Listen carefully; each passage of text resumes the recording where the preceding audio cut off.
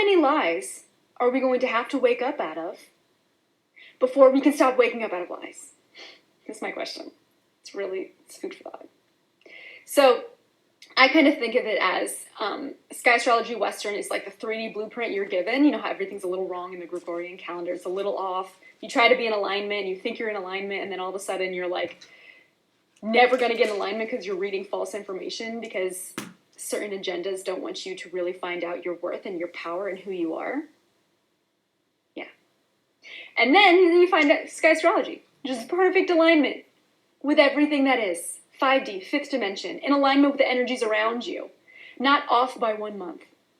So it was a beautiful reading. She is so gorgeous. She's a gorgeous, lovely soul that fills your entire being with this ancient knowledge. And I felt like I was coming home a little bit, a lot of it.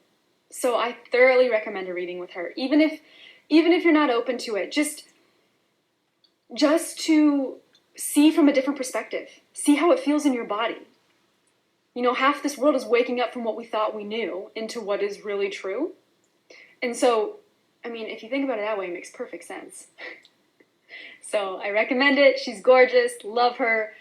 I have a blueprint for my life now. I have energies that are in alignment that I can work with.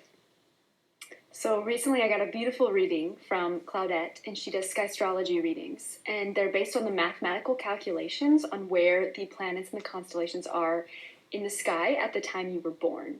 And this is different than astrology and Western and Vedic in the sense that she has done a lot of research, and she lived in Egypt for a little bit, and she found out that where we think and where our current constellations are, and they're not actually mathematically correct. So she would look up at the sky and be like, okay, you're saying one thing, but the truth, what is actually physically present, is wrong.